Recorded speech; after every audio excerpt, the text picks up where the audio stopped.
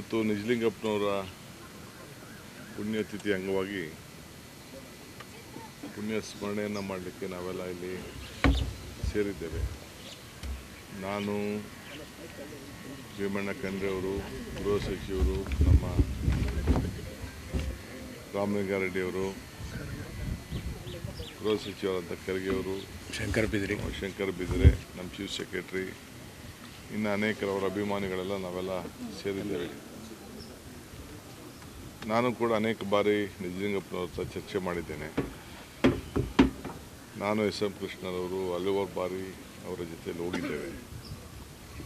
ಸೋನಿಯಾ ಗಾಂಧಿಯವರು ಕೂಡ ಅವ್ರನ್ನ ಭೇಟಿ ಮಾಡಬೇಕು ಅಂತೇಳಿ ಚಿತ್ರದುರ್ಗಕ್ಕೆ ಬಂದಿದ್ದರು.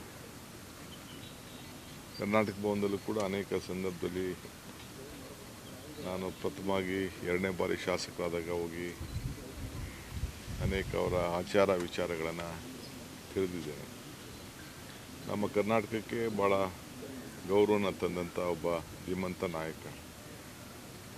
ಅವರು ಕರ್ನಾಟಕದ ಏಕೀಕರಣಕ್ಕೆ ಭಾಳ ದೊಡ್ಡ ಹೋರಾಟವನ್ನು ಮಾಡಿದಂಥ ನಾಯಕರು. ಮಹಾತ್ಮ ಗಾಂಧೀಜಿಯವರ ಚಿಂತನೆಗಳಿಗೆ, ಅವರ ಹೋರಾಟಕ್ಕೆ ಯಾವಾಗಲೂ ಕೂಡ ಬೆನ್ನೆಲುಬಾಗಿ ನಿಂತಂಥವರು. ನಮ್ಮ ಕರ್ನಾಟಕದಿಂದ ಇವತ್ತು ಮಲ್ಲಿಕಾರ್ಜುನ ಖರ್ಗೆರವರು ಕಾಂಗ್ರೆಸ್ ಪಕ್ಷದ ಅಧ್ಯಕ್ಷರಾಗಿದ್ದಾರೆ.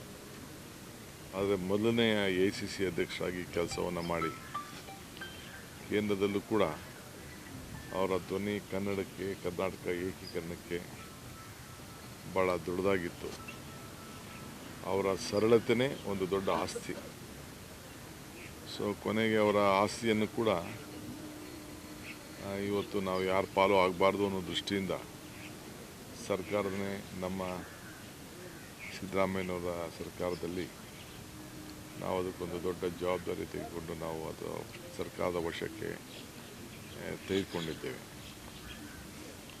ಇವತ್ತು ಇಂಥ ನಾಯಕರ ಆಡಳಿತ, ಪರಿಶುದ್ಧವಾದಂಥ ಆಡಳಿತ, ಜಾತ್ಯತೀತ ತತ್ವ, ಬಸವಣ್ಣವರ ಚಿಂತನೆ ಇವೆಲ್ಲ ಕೂಡ ಪ್ರತಿಬಿಂಬಿಸಿದಂಥ ಒಬ್ಬ ಶ್ರೀಮಂತ ಮುಖ್ಯಮಂತ್ರಿ ನಾಯಕರನ್ನು, ಅವರ ಹಾದಿಯನ್ನು ನಾವೆಲ್ಲ ಬೆಳೆಸ್ಕೊಂಡು ಈ ಸಂದರ್ಭದಲ್ಲಿ ಹೋಗಬೇಕಾಗಿದೆ. ಆ ದಿಕ್ಕಿನಲ್ಲಿ ನಾವೆಲ್ಲ ಸೇರಿ ಖಂಡಿತ ಕೆಲಸ ಮಾಡ್ತೇವೆ. ಈ ದೇಶಕ್ಕೆ ಒಂದು AICC ಸಂದರ್ಭದಲ್ಲಿ AICC ಅಧ್ಯಕ್ಷ ಸ್ಥಾನ ಆಗಿ ಈ ದೇಶದಲ್ಲಿ ಕಾಂಗ್ರೆಸ್ ಸರ್ಕಾರ ಅಧಿಕಾರದಲ್ಲಿದ್ದಾಗ ಕೊಟ್ಟಂಥ ಮಾರ್ಗದರ್ಶನಗಳು ಇವೆಲ್ಲ ಕೂಡ ದಾಖಲೆಗಳಲ್ಲಿ ಇಳಿದಿದೆ. ಬೆಳಗಾಂ ಅಧಿವೇಶನ ಸಂದರ್ಭದಲ್ಲೂ ಕೂಡ ಅವರ ಪಾತ್ರ ಭಾಳ ದೊಡ್ಡದಾಗಿತ್ತು. ಗಾಂಧೀಜಿಯವರು ನಡೆದಂಥ ಅಧಿವೇಶನದಲ್ಲಿ ಒಬ್ಬ ಕಾರ್ಯಕರ್ತರಾಗಿ ಈ ದೇಶದ ದೊಡ್ಡ ನಾಯಕರಾಗಿ, ಪಕ್ಷದ ಅಧ್ಯಕ್ಷರಾಗಿ, ರಾಜ್ಯದ ಮುಖ್ಯಮಂತ್ರಿಯಾಗಿ ಅಪಾರ ಅನುಭವವನ್ನು ಉಂಟು ತಂದು, ವಿಶೇಷವಾಗಿ ನೀರಾವರಿಗೆ ಏನು ಭದ್ರಾ ಮತ್ತು ಕೃಷ್ಣಾ ಮೇಲ್ದಂಡೆ ಯೋಜನೆಗೆ ಸಂಬಂಧಪಟ್ಟಂತೆ ಅನೇಕ ಯೋಜನೆಗಳ ತರಲಿಕ್ಕೆ ಭಾಳ ಪ್ರಮುಖವಾದಂಥ ಪಾತ್ರವನ್ನು ವಹಿಸಿದಂಥ ಪ್ರಬುದ್ಧ ನಾಯಕರು. ಅವರೆಲ್ಲ ಕುಟುಂಬದವರು ಕೂಡ ಭಗವಂತ ಒಳ್ಳೇದು ಮಾಡಲಿ. ಅವರ ಮಗಳು, ನಾನು ಓದಂಥ ಕಾಲೇಜಲ್ಲಿ ಅವರು ಚೀಫ್ ಮಿನಿಸ್ಟರ್ ಆಗಿದ್ದು ಕೂಡ ಅಧ್ಯಾಪಕರಾಗಿ ಕೆಲಸ ಮಾಡ್ತಾಯಿದ್ರು, ಟೀಚರಾಗಿ, ಇಲ್ಲ ಲೆಕ್ಚರಾಗಿ ಕೆಲಸ ಮಾಡ್ತಾಯಿದ್ರು SES ಕಾಲೇಜಲ್ಲಿ.